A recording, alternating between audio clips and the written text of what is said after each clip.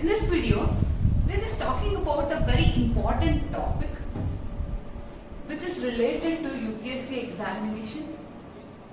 We will just go through the important details, how UPSC becomes a prominent part of any aspirant who is willing to be an IAS officer. So, let us see what is UPSC, how UPSC examination pattern, how UPSC is help, how UPSC could be a good career option, and how IAS officers are made. So, why UPSC is so important, and what is the prominency of UPSC? Let us go through it. So, the most sought after examination in India is UPSC, Indian Administrative Service, IAS, which is every person desired to be a IAS. That importance is what UPSC has it. And UPSC has a great competition for this examination due to the prestige, the power that the post of the civil servant brings in. And it regards as one of the toughest exams also. And the country, but with the right approach and strategy, we are able to comply to the examination rules and succeed in a good way. Coming up are few points, few basic points how UPSC goes on. We'll see and discuss about it. So, what are the eligibility? At what age you can start for the preparation of UPSC? At what time you can give the UPSC exam? And let us see what is the qualification required and what are the phases of the exam. This clarification of an examination is very necessary for any person who is willing to be an IAS officer. That will help you to pursue your optionals, your way of studying, your way of choosing the books, and the strategy which you put in to become an IAS officer. So,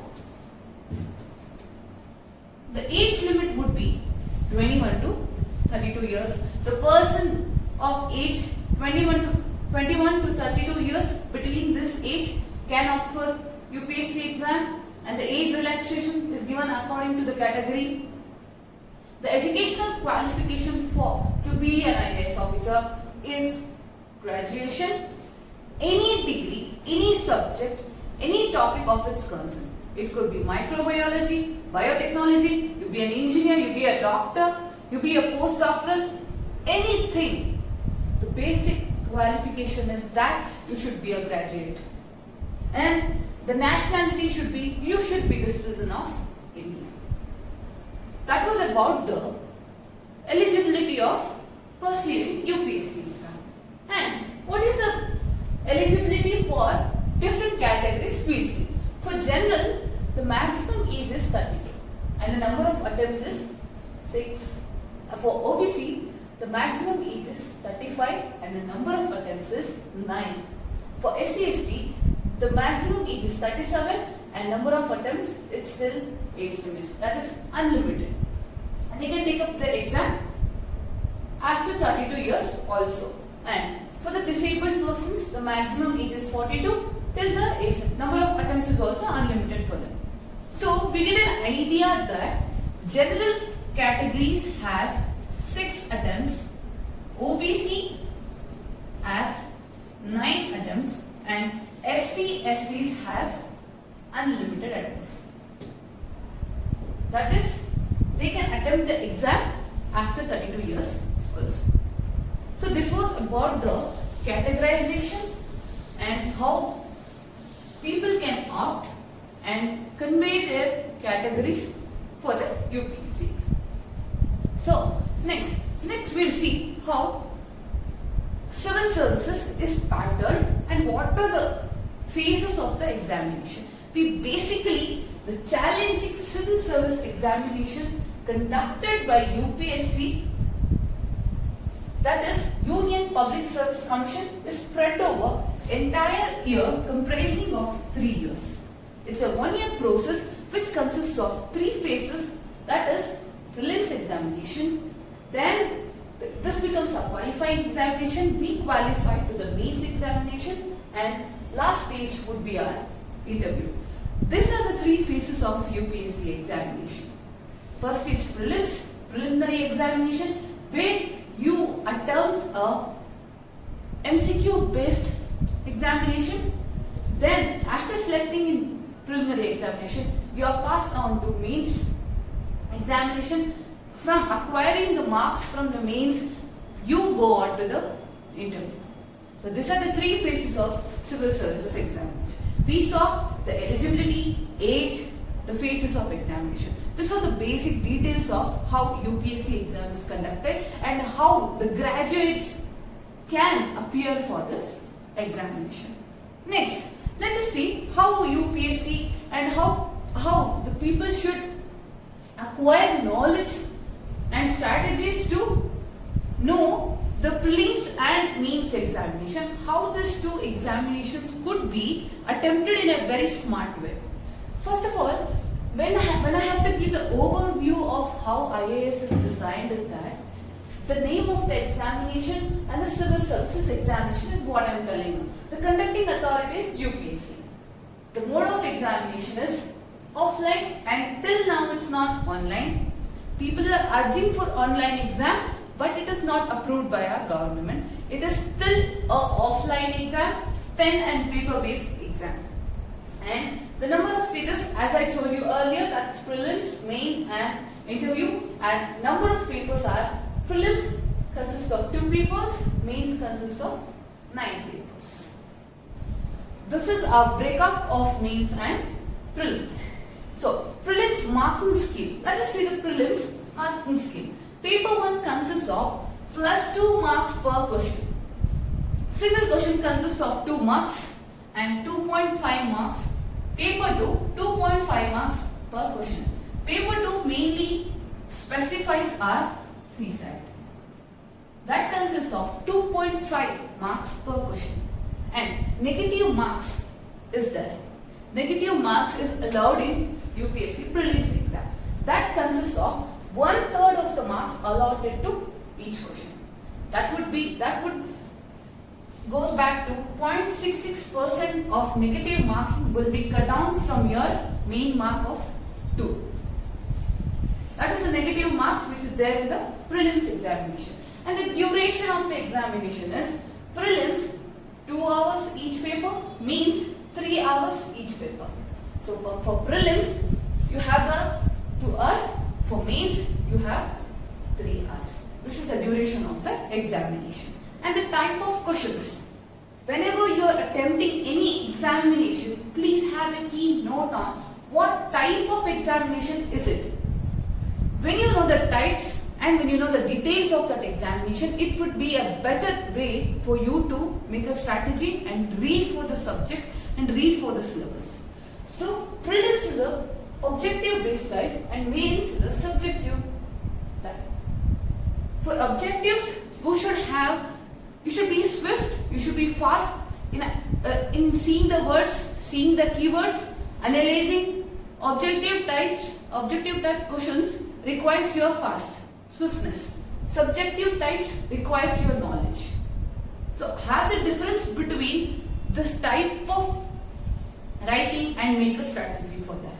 So the post for every year it will be approximately 1,000 and tentative the numbers would change also. So this was the overview of IAS exam pattern. Now let us see separately what are the subjects, what are the syllabus provided for prelims separately and what are the subjects, what are the descriptions of mains also. Then, so the details of prelims and mains examination.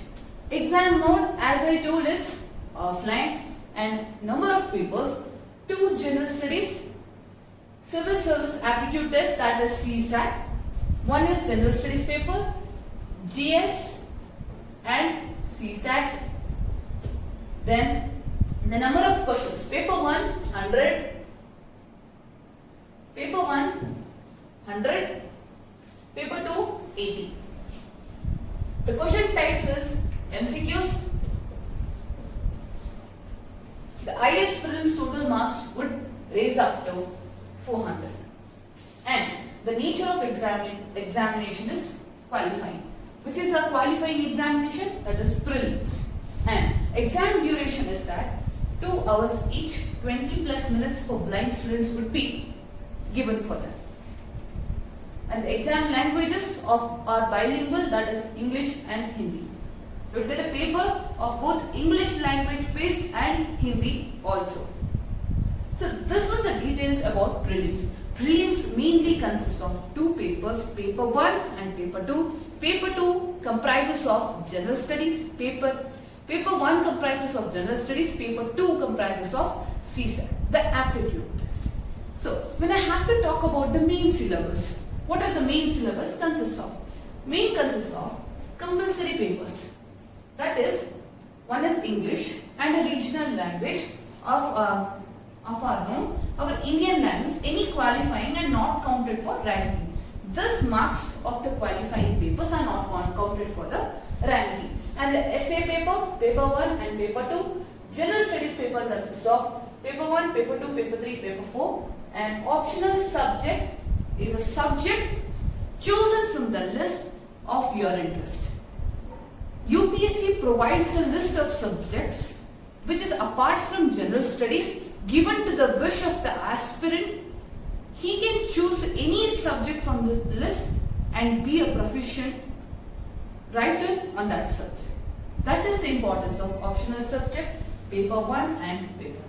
So this was a basic outline of both the exams, prelims and mains.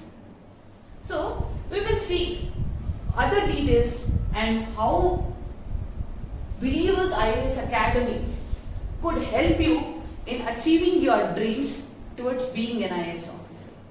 There are some myths regarding this exam. As we say that this exam is the toughest exam in the first, as I told, this is the toughest exam. There are some myths also regarding it. Let us now see what are the myths and what are the facts about it. The first myth is that civil service exam is the toughest. This one is the easiest myth to debunk, as I can tell, because it all takes for you to crack the civil service examination is power combined with the fact that you have analog to count on. With the latest video and daily customized education support, all you have to do is to roll up your sleeves and take the leap for the faith. We in Believers IAS Academy help you to tell that this is not the toughest examination, it is a skill building examination which I can actually put in the words. So Believers IAS Academy help you to refrain from this mindset that this is a very toughest examination. The daily current affairs, the aids, the enhancements given by our academy makes you to know each and every paper given in both prelims and mains. So this was the first myth, that is civil services is the very toughest exam, is very easy to debunk by having a planned strategy from day 1 until you reach your interview. The strategy should be planned day by day, daily basis, weekly basis and monthly basis will give you an upper hand when compared to others. The next myth is that IAS aspirant should know everything about every imaginable topics. Everybody are humans. It's not that you have to know everything under the sun. It is not like that. It is that what the exam requires and what are the topics, what are the syllabus and how you can micro list the syllabus into paper 1, paper 2, paper 3 and what are the advantages, disadvantages, examples which you think of makes you know what to read and what not to read. That gives a clarity that you should not read everything you want. You can read everything. That makes the knowledge for you. But UPSC requires a certain details and certain areas to concentrate on. That could be achieved by going through our Believers IAS daily current affairs, our weekly magazines and a YouTube channel where the analysis are given to you free, so that you can access and know how to read, what sectors to read and what to concentrate for the examination. So this myth could be debunked by following our daily updates. And the next myth is that you need to be a topper material. See, we never say that UPSC just needs a graduation to enter into the UPSC. UPSC doesn't make the discrimination of you are topper, you are duller, please come. No. There is no kind of discrimination in this field. It is that how much ever you acquire the knowledge and how much ever you are able to give in the paper, have that swift mind in allocating the examples in prelims. That is, when you are sitting in an examination of 2 hours and thinking what to tick on and what not to tick, makes you a brilliant person. Not that your degree marks or not that your external scores whichever you bring. It is the thing that how you work in a 2 hours period makes you a successful UPSC aspirant, which I can tell. Not your degree marks. Your degree marks is your enhancement, but it is not the criteria to be a UPSC aspirant. Any person with any kind of grades can crack UPSC examination, and there are many aspirants who have cracked and they got the highest ranks in UPSC. So don't have that in mind that I should be a topper in my previous studies, and don't stop yourself from attempting UPSC examination. UPSC gives you freedom, UPSC gives you a technique, and UPSC gives you a skill to be a better person from your previous studies and to be a wise man when you come into UPSC sector. That is the benefits of being a UPSC aspirant. You get to know everything about the society which you are not knowing in your degree.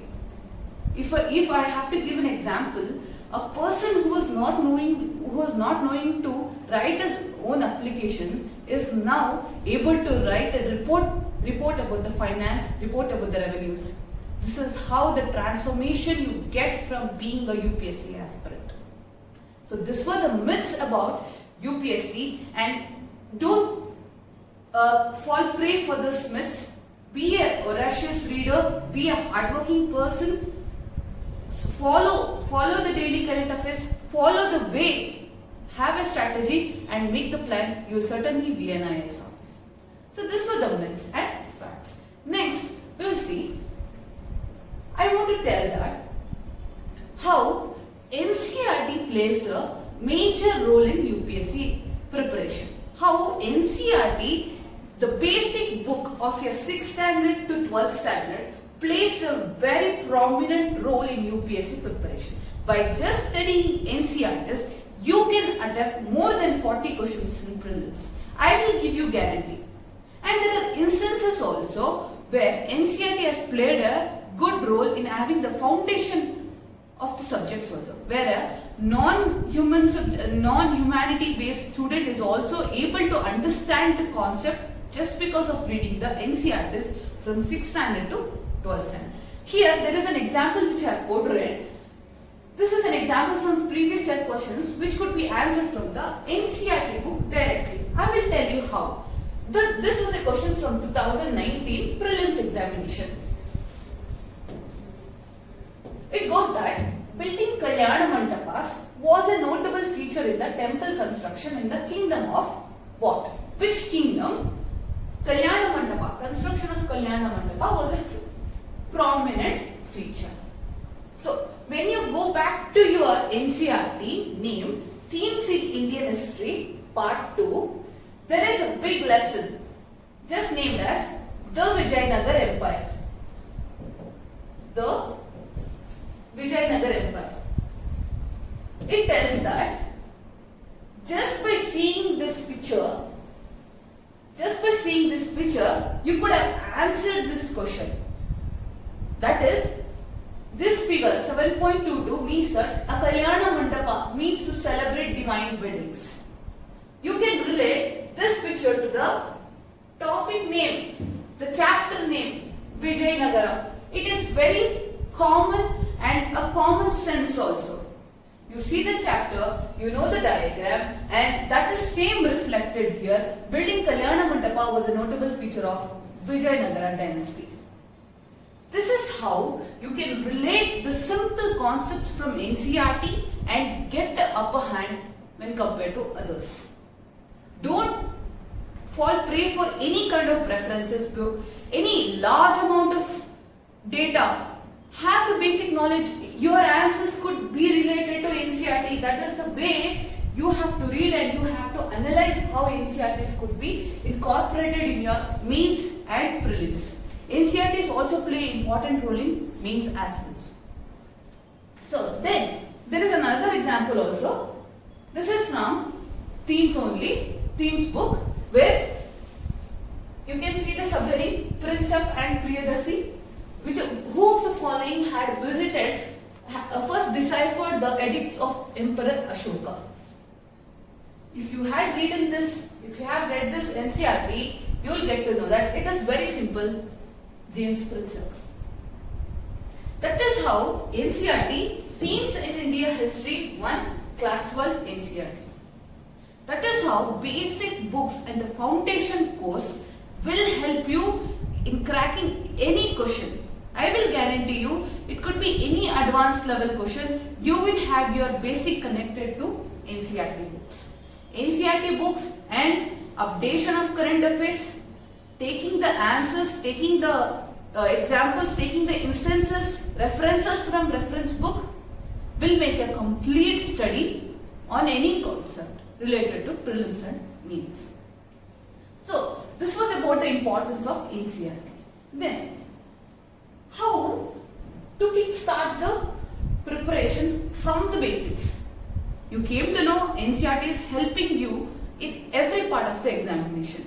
Even in your mains also, you can give the citation of NCERT books also. Now we'll see how we can kickstart it from the basics.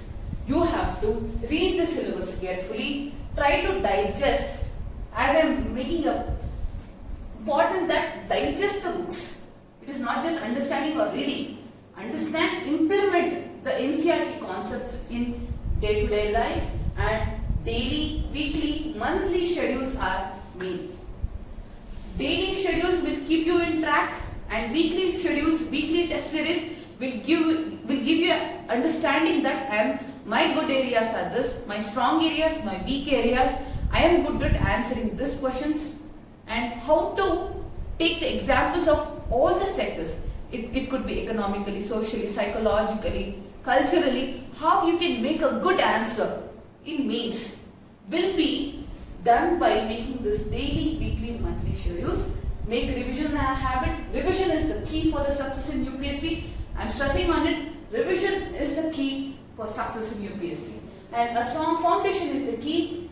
Set deadlines and read the newspaper such as The Hindu newspaper, even Indian Express, Lineman, any good source of newspaper could be followed. I mainly basically suggest the Hindu newspaper. Even the Yojana magazines is a must. The Yojana, Kurukshetra, any magazines could be followed, which is good in content for the mains examination. For any updates, for any daily updates, or for any current affairs related information, you can directly go to the links of Believers IELTS Academy website and access our daily current affairs, take daily quiz, which will keep you on track. You read a current affairs and you take a test. You know, I have read this much of topic and I am able to answer this topic. Then and there you will be able to analyze your strong areas and weak areas. That could be done by our website Believers IELTS Academy, and you can also write the daily mains answer rating from our website also.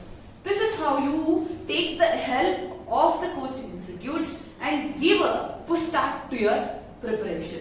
And starting from the basic gives you a upper hand. And your basics and your foundation will be very strong. Then we will see what are the best strategies for working professionals and college students also.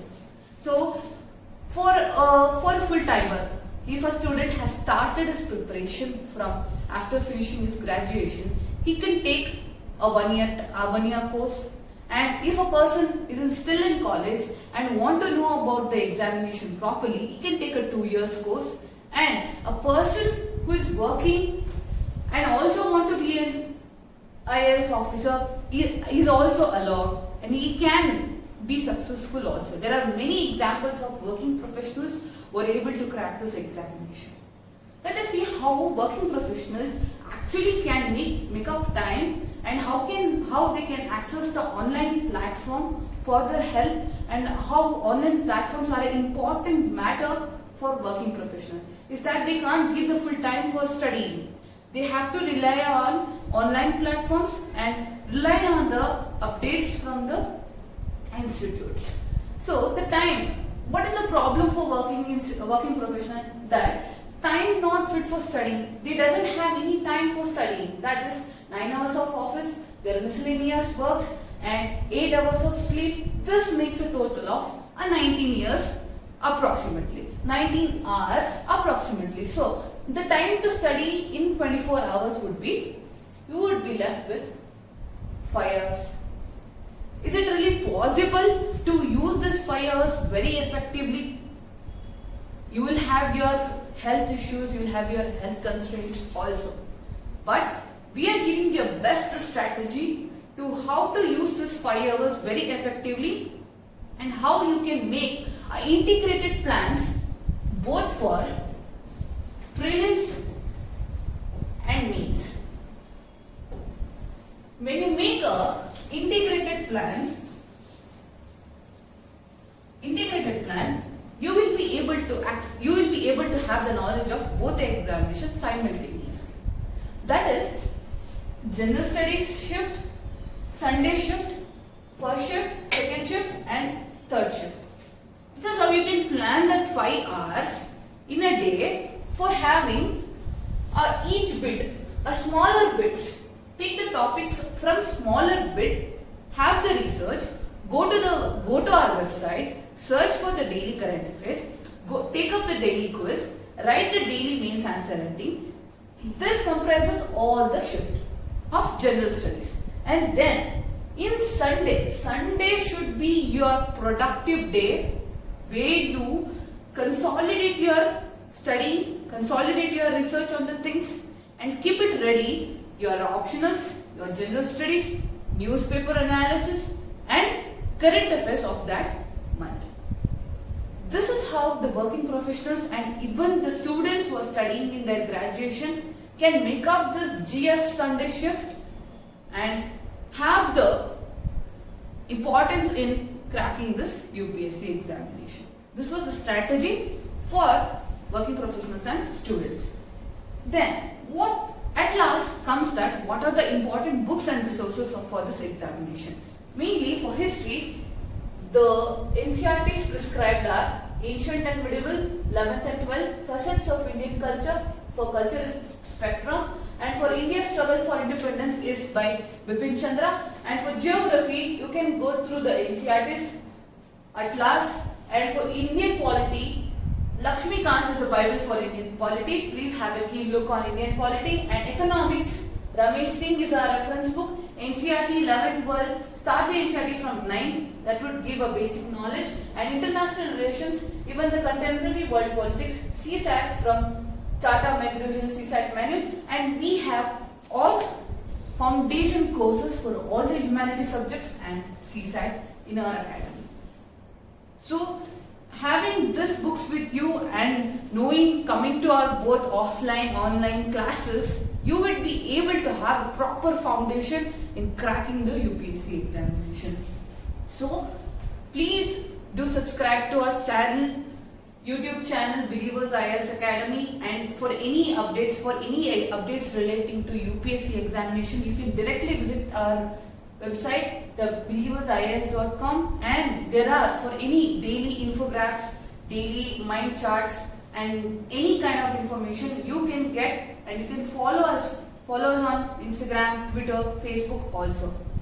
So this was the basic and overview of how UPSC examination is conducted and how people finishing their graduation, even the last years, even the 4th years of the graduation are also allowed to take the UPSC examination.